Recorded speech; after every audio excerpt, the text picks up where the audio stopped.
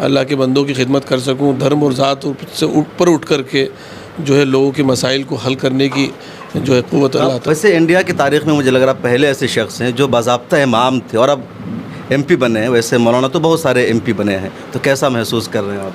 नहीं देखिए, इमाम जो आदमी होता है वो एक डायरेक्ट पब्लिक से जुड़ा होता है, और ऐसा पब्लिक से जुड़ा कि उससे 24 घंटे में 5 मरतबा लोगों से मिलना ज़रूरी है। और हम नेक नियति के साथ बंदों की खिदमत के लिए उतरे, मैदान में उतरे हैं, ताकि देश को ऊपर ला सकें, देश की बेरोज़गारी को दूर कर सकें, देश के कमज़ोर जो लोग हैं उनको ऊपर उठा सकें, उनका हाथ पकड़ सकें। मिला टाइम्स में खुशामदीद। मैं हूं शम्स तबरेज़ कासमी और मेरे साथ मौजूद हैं मौलाना मुहिबुल्लाह नदवी, पार्लियामेंट वाली मस्जिद के इमाम हैं। और सबसे बड़ा तारुफ ये कि रामपुर लोकसभा सीट से लोकसभा का चुनाव जीत चुके हैं और एमपी बन चुके हैं। मौलाना मुहिबुल्लाह नदवी अब मस्जिद में इमामत के साथ पार्लियामेंट में भी गरजेंगे, खिताब करेंगे। मौलाना, मिला टाइम्स में खुशामदीद और बहुत बहुत मुबारकबाद आपको कि आपने चुनाव जीत लिया है और आप एमपी बने हैं। बहुत शुक्रिया, बहुत शुक्रिया। आप इमाम थे, इमामत कर रहे थे, कहाँ से ख्याल आया चुनाव लड़ने का, एमपी बनने का? नहीं देखिए, हमारी जो मस्जिद है ये पार्लियामेंट वाली मस्जिद कहलाती है, और पार्टीशन से पहले ऊपर फ्रीडम इंडिपेंडेंस से पहले भी ये मस्जिद काउंसिल हाउस कहलाती थी। तो यहाँ पर मुल्क के चुने हुए नुमाइंदे यहाँ नमाज़ अदा करने आते थे, बल्कि मुल्क के 3 या 4 जो सदर जमहूरिया रहे हैं उनमें फ़खरुद्दीन अली अहमद साहब, डॉक्टर ज़ाकिर हुसैन साहब तो हमसे पहले दोनों हज़रात गुजरे हैं, लेकिन तीसरे APJ अब्दुल कलाम साहब भी इस मस्जिद में नमाज़ को आते रहे। हामिद अंसारी साहब भी आते, मुस्तकिल आते थे, अब थोड़ा बीमार हैं। तो यहाँ पर इसके अलावा 2016 में chief guest of India, prime minister of India ने उनको बनाया था, नजीब रज़ाक साहब को, वो भी यहाँ नमाज के लिए आते रहे हैं। तो एक सियासी लोगों की मस्जिद थी एक तरीके से, वो यहाँ नमाज अदा, और मैं उनका इमाम था सियासी लोगों का।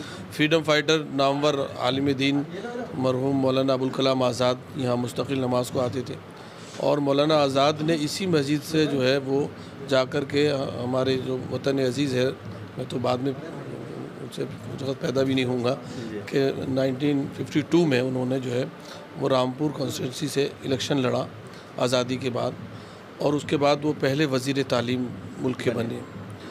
तो ये एक कम्बिनेशन भी था, और जनाब अखिलेश यादव जी ने जो है वो इस ऊपर वाले ने उनको ये वो दिया कि उन्होंने मुझसे कहा कि सिर्फ आपके अपने ख्याल में था कि चुनाव लड़ना, आपने ख़ुद कॉन्टेक्ट किया, ख़ुद अखिलेश यादव ने आपसे रब्ता किया कि जाइए चुनाव लड़िए? ये इत्तेफाक हुआ कि मुलाकात में डॉक्टर शफीकुर रहमान बख्श साहब इत्तेफाक से आए, और उन्होंने जो है वो इस चीज़ को बड़े उसके साथ में रखा कि, और फिर अखिलेश जी ने खुद फरमाया कि आपको सियासत में आना चाहिए। मैंने ये भी कहा कि 2027 में मैं सोच सकता हूँ, लेकिन उन्होंने कहा कि नहीं 24 में, उन्होंने कहा नहीं 24 में आप आइए। और चीज़ें बड़ी आनन फानन में हुई थी, आप रातों रात गए, चार्टर प्लेन के ज़रिए आपका सिंबल आया था। जी जी। वैसे इंडिया की तारीख में मुझे लग रहा है पहले ऐसे शख्स हैं जो बाज़ाब्ता इमाम थे और अब एमपी बने हैं। वैसे मौलाना तो बहुत सारे एमपी बने हैं, तो कैसा महसूस कर रहे हैं आप? नहीं देखिए, इमाम जो आदमी होता है वो एक डायरेक्ट पब्लिक से जुड़ा होता है, और ऐसा पब्लिक से जुड़ा कि उससे 24 घंटे में 5 मरतबा लोगों से मिलना ज़रूरी है, उनकी इबादत उनको कराना, और उनसे बाद में उनको बात है कोई लेना ज़रूरी है। तो मैं समझता हूँ एक इमाम जितनी मजबूती के साथ पब्लिक से जुड़ा रह सकता है कि 5 टाइम्स जो है वो 24 घंटे में उसे पब्लिक को फेस करना है, उसको पब्लिक को लीड करना है इबादत के लिए, तो उससे ज़्यादा बेहतर आदमी कौन हो सकता है। मैं दुआ करता हूँ कि मुझे वो बना दे अल्लाह रब्बुल इज़्ज़त हकीकी मानों में, कि मैं अल्लाह के बंदों की खिदमत कर सकूँ, धर्म और ज़ात से ऊपर उठ कर के जो है लोगों के मसाइल को हल करने की जो है क़ुव्वत अल्लाह ताला। अब आप पर दोहरी जिम्मेदारी है, रामपुर की जनता की भी, उसकी भी इमामत करनी और जो मस्जिद की आप इमामत कर रहे हैं, तो दोनों को बरकरार रखेंगे या मस्जिद की जिम्मेदारी से अब इस्तीफा देंगे? दोनों का ही, चूँकि मस्जिद हमारी बिल्कुल पार्लियामेंट में की मस्जिद कहलाती है, तो इसमें कोई वो नहीं है कि कोई मुशक्क़त की बात नहीं है। जो है वो दोनों जगहों पर जो है इंशाअल्लाह नुमाइंदगी होती रहेगी। आजकल चूँकि वसाइल का दौर इतना है कि कहीं से भी कोई भी चीज़ एक बार विज़िट करके आ जाए, हफ्ते में 1-2 दिन रहकर आ जाएं, उसके बाद मुस्तकिल, तो मैं समझता हूँ उन लोगों से ज़्यादा वक्त देंगे हम। जिस तरह की रिपोर्टें हम अपने कलीग की सुनते आए हैं कि सालों साल में 1-2 चक्कर लगाए, हम तो इंशाअल्लाह बहुत ज़्यादा मेहनत करेंगे इंशाल्लाह। जब आप चुनाव लड़ रहे थे तो खबर आ रही थी कि जो आज़म खान साहब का ग्रुप है वो आपके खिलाफ है, उनका सपोर्ट नहीं मिल रहा है, बीएसपी को उन्होंने सपोर्ट कर दिया था। तो किस तरह के चैलेंजेस का सामना था? टाइम बहुत कम मिला था आपको अपने इलाके में। देखिए, किसी की ऊपर वाले की मदद हमारे साथ थी और है इंशाल्लाह, और हम नेक नियति के साथ बंदों की खिदमत के लिए उतरे, मैदान में उतरे हैं ताकि देश को ऊपर ला सकें, देश की बेरोज़गारी को दूर कर सकें, देश के कमज़ोर जो लोग हैं उनको ऊपर उठा सकें, उनका हाथ पकड़ सकें और जो संविधान है उसको बचा सकें। तो इस सिलसिले में हमें अपने वतन अज़ीज़ के तमाम लोगों से, शहर देहात, हर ज़ात बिरादरी, हर कौम, हर मज़हब के लोगों से सपोर्ट मिला है और हम इंशाल्लाह उनकी उम्मीदों पर पूरा उतरने की कोशिश करेंगे। क्या कुछ करेंगे रामपुर के लोगों के लिए स्पेशल जो अब तक नहीं हो सका रामपुर में?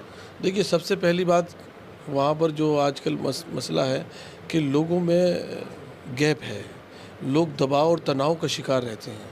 वो ये वजह है कि आपस में लोगों का एतमाद का रिश्ता वो कमज़ोर है। तो पहले तो उसको सही करने के लिए इंशाल्लाह कोशिश करेंगे, इंतज़ामिया से बात करेंगे और जो समाजी लोग हैं उनसे भी मीटिंगें लेंगे। उसके बाद तालीम एक ऐसा मसला है, रामपुर में स्कूल एजुकेशन जो है वो बिल्कुल ख़त्म है, ज़ीरो है उसका, इसलिए कि उस असातिज़ा ही नहीं है। इंटर कॉलेज में बेशतर कॉलेज ऐसे हैं कि उनमें असातिज़ा ही नहीं है। जिस खित्ते ज़मीन में पढ़ाने का सिलसिला रुक जाए या ठप हो जाए तो वहाँ की तो नस्लें ही ख़त्म हो जाती हैं। तो ये तो बहुत बड़ी बात है कि देश के एक हिस्से में जो है वो क्या वजूहात रही, मैं नहीं वाकिफ़ हूँ उनसे, जो भी रही वो एक अलग विषय है। लेकिन अब हमें जो है वो कोई भी स्कूल ऐसा नहीं होना चाहिए हमारे ज़िले में कि जिसमें तालीम, जो गवर्नमेंट इदारे हैं, स्कूल हैं, वो फंक्शन ना करें, वो जारी ना हो। तो तालीम सबसे बड़ा मसला है। उसके बाद फिर हेल्थ सेक्टर है। रामपुर बरेली और मुरादाबाद के दरमियान है, लेकिन मरीज़ सीरियस आते हैं दिल्ली आते हैं या फिर उत्तराखंड जाते हैं, लोगों को बहुत परेशानी होती है। तो हम चाहेंगे कि हेल्थ सेक्टर वहाँ का जो अस्पताल हैं जो वो बहुत अच्छे हों और लोगों से अपील भी करेंगे कि उसमें हमारा ताउन करें। तीसरी चीज़ जो है वो बेरोज़गारी है। बेरोज़गारी के लिए भी वो जो वहाँ पहले कुछ मिल्स और फैक्ट्रियाँ थी वो बंद हो गई हैं, तो उनकी नौयत भी देखेंगे कि क्या है, उनको दोबारा स्टार्ट किया जा सकता है या कुछ नई चीज़ें आ सकती हैं। तो ये 3-4 चीज़ें हैं। हमारा कोई लंबा कोई बहुत ज़्यादा वो है नहीं, पॉजिटिव चीज़ें हैं, पॉजिटिव चीज़ों पे काम करना है और हम सब के लिए दुआ ही करते हैं। एक आखिरी सवाल, आप मौलाना अबुल कलाम आज़ाद की लोकसभा सीट से चुनाव लड़े, बार बार आप उनका जिक्र करते रहे और इस वक्त आप आखिरी मौलाना हैं जो चुनाव जीत कर आए हैं। एक मौलाना मतलब एक वाहिद मौलाना है, ये वाहिद मौलाना है जी, इससे पहले सिलसिला शुरू हुआ है और पहले इमाम है।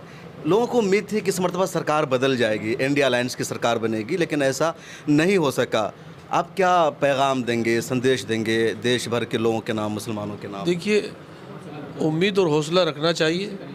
इंशाल्लाह उम्मीद है कि अल्लाह बेहतर फ़ैसले करेगा और लोगों ने जिस समझदारी का सबूत दिया वो बहुत बेहतर हुआ और सब चीज़ें एकदम से नहीं हो जाती, उसमें भी कुछ मसलियत खुदाबंदी होती है, लेकिन उम्मीद है कि अल्लाह ताला और बेहतर करेगा हालात इंशाल्लाह। तो हमारे साथ है मौलाना मुहिबुल्लाह नदवी साहब, पार्लियामेंट स्टेट वाली मस्जिद के इमाम और अब रामपुर से MP बन चुके हैं।